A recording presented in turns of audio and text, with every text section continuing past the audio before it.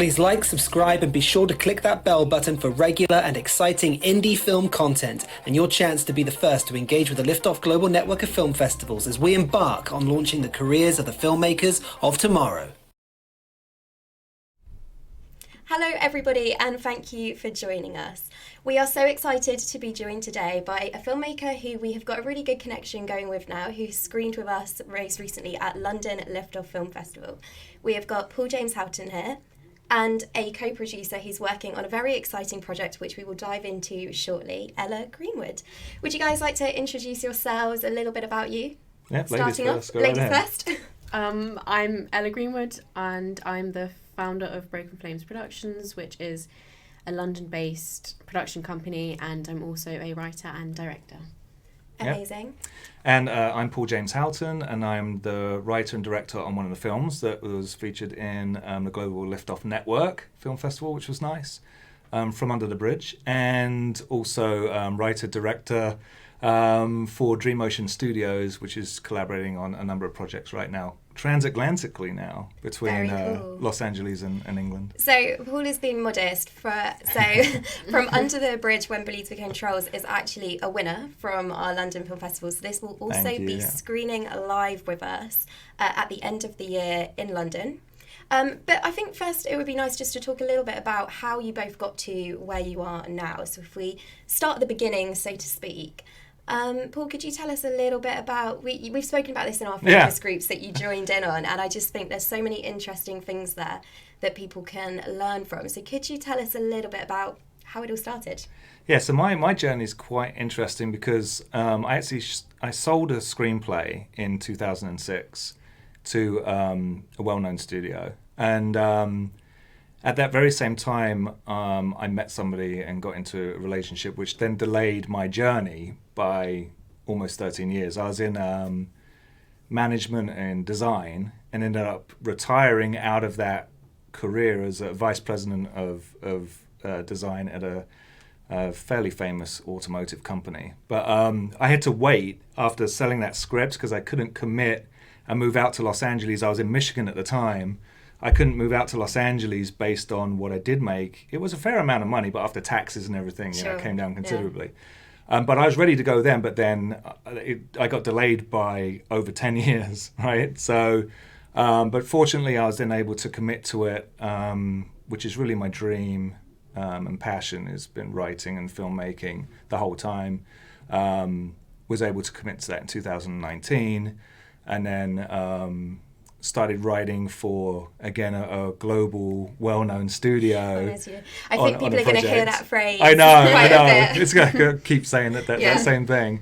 But I started, so the same people that bought the script in 2006, they came back to me and wanted me to develop this other project I had, which started as a film, but now has been turned into a TV series, 10-episode TV series, which is really exciting. That one's we talk fantastic. A lot at LiftOff about the need for episodic content at the moment, and whenever we go to the markets, the questions that we ask is, well, what are you looking for at the moment? And now it is nearly always, we want episodic content to kind of match the change of viewer habits and the way that all the subscription platforms are working. But just to rewind a little bit more, can you tell us, like, what was that first script? What was the project? Yeah, sure. It's a romantic comedy. Okay. It was basically a story about an individual that gained fame as a singer over in America, but was really depressed and couldn't celebrate it because all the songs he'd written about. This person was still in England, and they didn't know that they were the inspiration behind all of these songs, and this rise to fame came off those songs. And so it's that journey, and so it was a great process. It was interesting because I got initial meetings with a big studio, but I didn't like that agreement at the time. And so people were surprised when I said, no, I don't want to do this. It's a big call to have an offer like that sort of on the table and be able to walk away from it is a brave Everyone decision. Was shocked, right. But I was so genuine and integral to what I'd done that I was willing to maybe take less, but with with a more a better sense of who I was giving it to, right? And I did get that out of this next meeting that I got, and that's where we went in the end. And those people hung on to me all that time, through all those years of waiting. They waited for me to be able to come back into the game, which meant a lot to me. And they're the same people that we're doing this project with now, which That's is amazing. Yeah, and this started out as a film. So I was in the studio in Los Angeles on literally like a big, like, glass wall where you can just draw out, kind of like what we did today with the project. Yeah. Glass wall describing this whole film, and literally it was the studio that paused and said, "Hey, you know what? This has so much depth. This would make a great TV series for our sister company." And so they were called in then, and it all happened there. That's how that went down.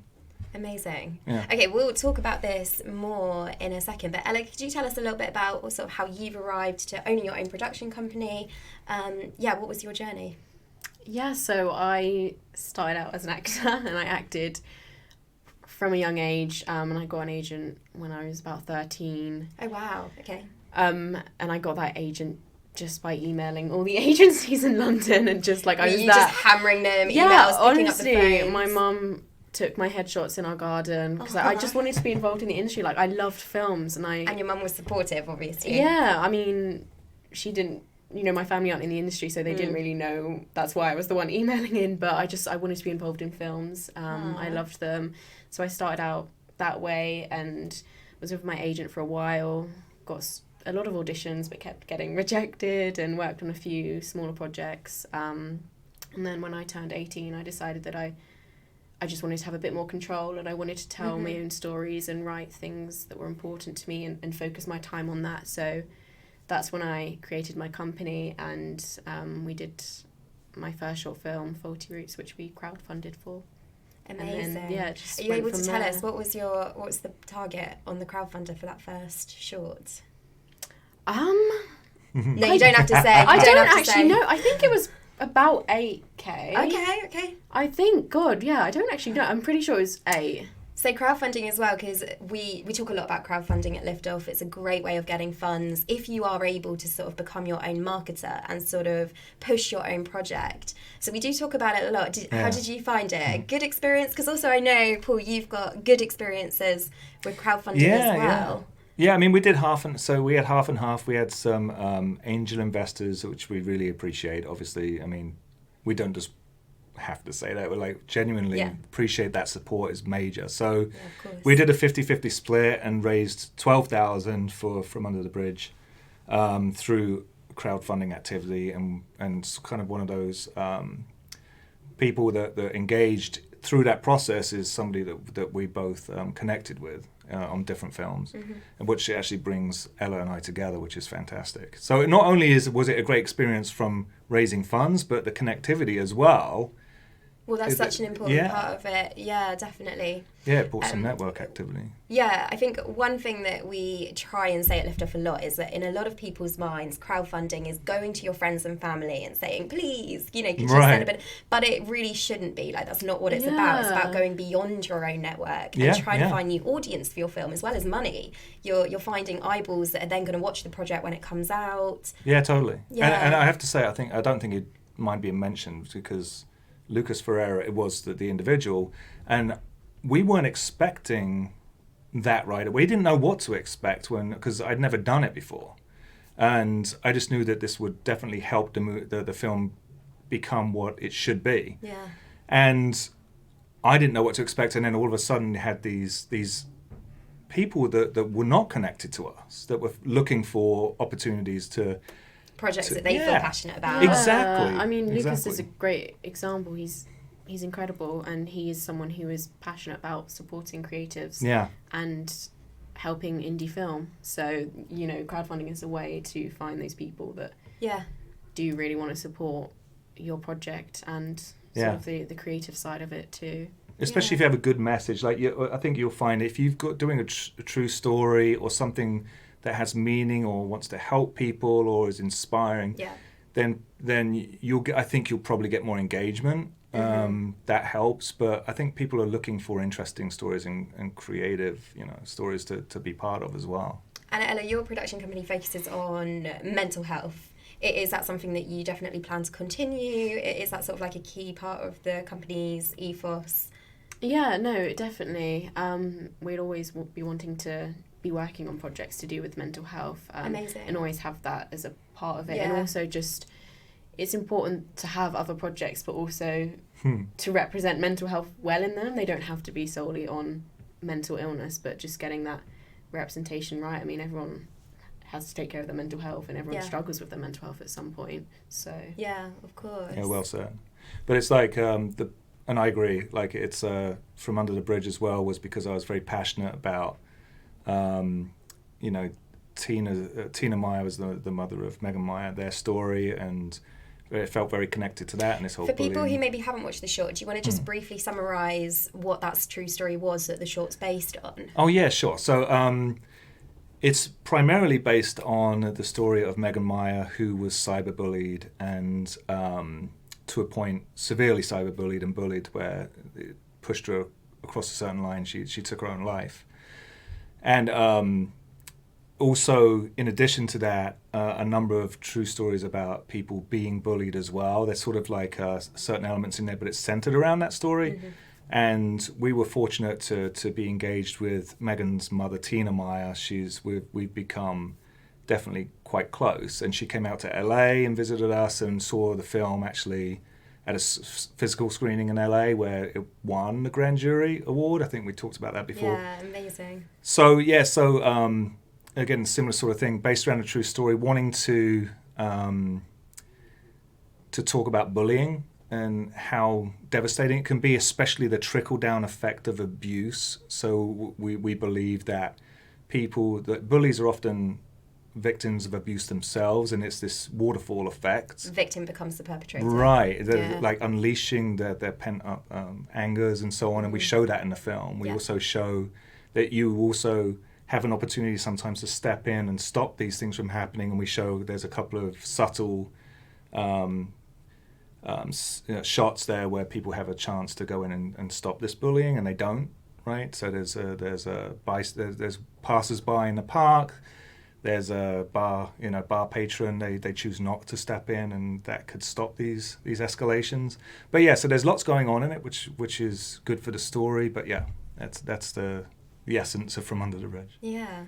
And it's so cool that now this person who you said was obviously a joint exec and has brought you guys in touch. Yeah. So, and as a transatlantic production as well, so you're flying back and forth. Yeah. But like, what is that experience like, working from overseas together? Amazing. What's your process? It's amazing. So, like us being able to team up together through this virtual meeting, however you want to call it. I reached out to Ella. I just would, through this EP, I got to see what she was doing. I'm like, oh, that's really impressive. She's like really grounded. She stands for a lot of things. She's very genuine, very talented, I believe. And so I thought, why not? Like, I also wanted this film that we're doing now. Centers around coming of age, a lot of it, around teens, and I'm like, I want to engage with somebody then that is, has a younger presence, but also has exceptional talent, and Ella's just like delivering like constantly. So we were over in November doing some initial auditions, which Ella put together. She got that seamlessly done, like incredibly well done, and she's done the same thing now for this coming weekend. We're doing it again. And so it's been great. We're just coming over. We brought producers, cinematographer over for this round, and we met today to talk about it. It's fantastic. So it's all going to be shot here? Mostly. Mostly. Fair, yeah. We have one scene that's in an airport in America. Okay. That I don't think we can duplicate here, but the rest of the film, will be all done here, which we're excited about. So we need Ella. Definitely need Ella. Well, yeah, but it's been amazing working with Paul and his team, because I love From Under the Bridge. It's an incredible film, and I love everything that Paul is doing, but also they're just... Yeah, it fits your it does. Sort of ethos so perfectly. And also they're just really nice people. So and I love the project, so it's an exciting project, and you're working with great people, so, it's a joy. Like, it's so cool. There's not a bad part. So this is an amazing story and it's an amazing project. If you were to talk about opportunities that you see for filmmakers, or specifically indie filmmakers, let's focus on, what would you say? Like, what sort of advice would you give to people who want to be doing what you guys are doing? Yeah, I think keeping the passion in place, like to do what we're doing, you can't do it 80%. It's got to be something you want to be living for, because then you'll find ways to make the right sacrifices, the compromises in your personal life as well as professionally. You've got to be engaged fully. It's like you want to put out that final film. It's like you can write it and you can bring people in, but it's the people that really want to see it to the finish line. You've got to be that person. You've got to be so passionate about it that you want to deliver that film. I think that's hugely important. And surround yourself with people that feel the same way, right? And like that have that nucleus inside them that wants to do that. That's a big part of it for sure. And to not give up. Yeah.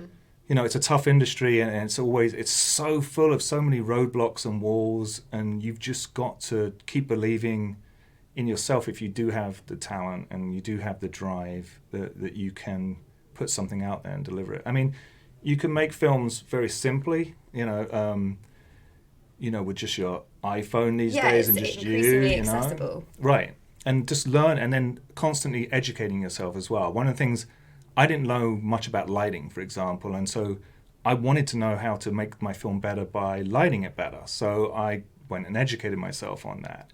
Or knowing how to edit and cut a film right, and overlap dialogue, with like all these things to keep learning as well about what makes a film great. Amazing. No, definitely true. Natalie and I were talking to somebody at the National Film and Television School here in England, and one of the questions that came up was about micro budgets.